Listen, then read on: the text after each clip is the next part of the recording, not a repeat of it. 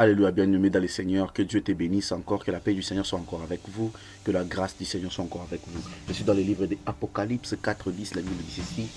Les 24 vieillards se prosternent devant celui qui est assis sur le trône et ils l'adorent. Celui qui vit au siècle de siècle et ils jetant leur couronne devant le trône en disant, oh my God.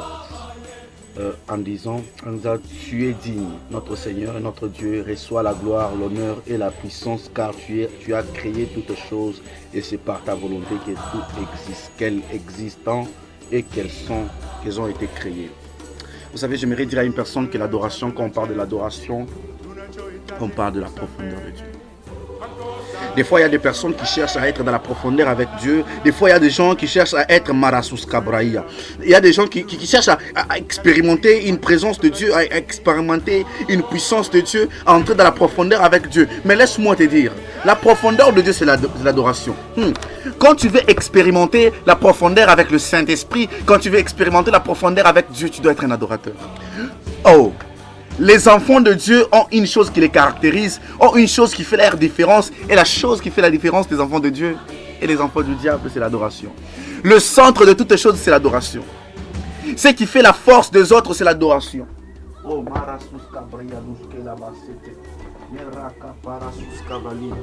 C'est pourquoi la Bible est en train de nous montrer que lorsque Jésus a fini la prière des 40 jours et 40 nuits, qu'est-ce qui s'est passé? Le diable est venu lui demander de l'adorer.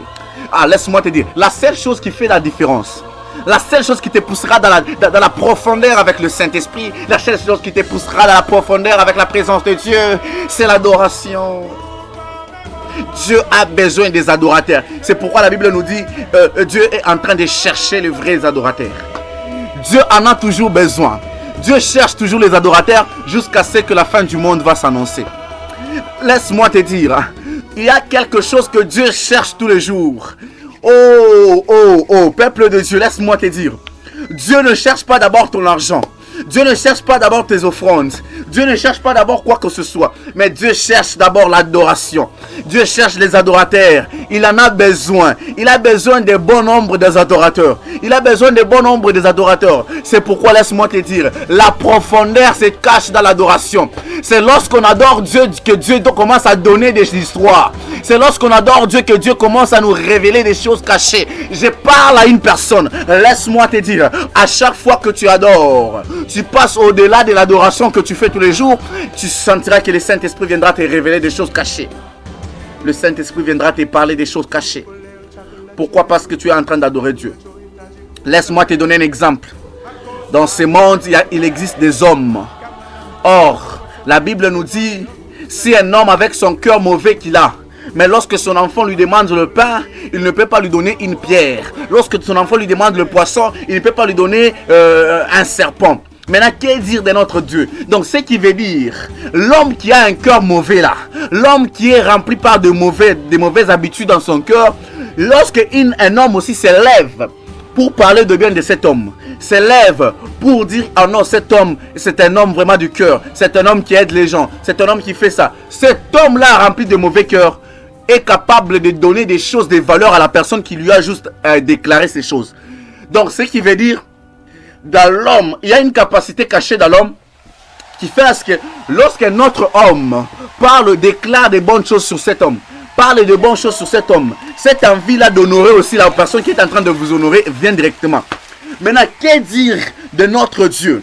Lui qui est couvert par l'amour, lui qui se manifeste par l'amour, lui qui nous aime plus que tout, lui qui nous aime plus que les gens de ce monde. Lorsqu'on est en train de l'adorer, qu'est-ce qui se passe au trône? Oh my God! Lorsqu'on est en train de l'adorer, il y a un mouvement qui se passe au trône. Et le mouvement qui se passe au trône, c'est que son trône est encore élevé. La Bible me déclare, lorsque les 24 veillards sont en train d'élever le trône de Dieu, Dieu aussi est en train de le remplir par la gloire. Parce que si on veut comprendre, les 24 veillards sont en train de prendre leur couronne et les jeter.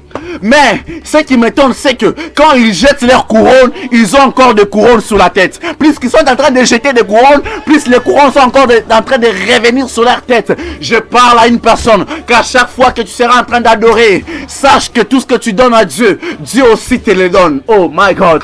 Quand tu élèves Dieu, Dieu ne s'élèvera pas à lui-même, mais il s'élève avec toi. Oh, je parle à une personne. Quand tu donnes tout à Dieu, quand tu élèves Dieu, Dieu s'élève avec toi. Dieu ne te laisse pas, mais il te couvre de la gloire. Laisse-moi te dire, tu as beaucoup prié pour le mariage, tu as beaucoup prié pour les enfants, tu as beaucoup prié pour des choses, mais tu n'as pas vu ces choses. Mais j'aimerais te dire ce soir, j'aimerais te dire aujourd'hui, qu'il est temps maintenant d'adorer. Parce que quand tu seras en train d'adorer, Dieu viendra pour manger sa nourriture qui est l'adoration. Mais quand il vient, oh, laisse-moi te dire, la Bible me dit ceci, il est celui qui sonde le cœur et le rein. Donc quand Dieu passe pour prendre l'adoration que tu es en train de lui faire, quand Dieu passe pour se nourrir de cette adoration que tu es en train de lui faire, il trouve des problèmes dans ton cœur. Il trouve que tu as besoin du mariage. Il trouve que tu as besoin des enfants. Directement, parce que tu lui as adoré, lui aussi il commence à te donner les choses que ton cœur était en train de désirer. Oh, laisse-moi te dire, peuple de Dieu, il est temps de passer à l'adoration. Il est temps d'adorer notre Dieu, car il a besoin des adorateurs. Il a besoin de quelqu'un qui s'inclinera 4 heures du temps, 5 heures du temps, en train de l'élever, en train d'élever son nom. Il est le maître de tout temps. Il est le Seigneur de Seigneurs. Il est celui qui met sa chaise dans la sainteté. Son trône est assis dans la sainteté. La gloire est en train de souffler son temple. La gloire est en train d'éclairer son temple. La gloire est en train de souffler son temple. Et sa puissance est en train de couvrir sa gloire. Oh, sa puissance est en train de couvrir ses portes. Sa puissance est en train de couvrir son atmosphère. Il est le roi de rois. Il est le roi de rois. Le Seigneur de seigneurs. Alléluia. Bien-aimé dans le Seigneur, sois un adorateur. Que Dieu te bénisse. Marab.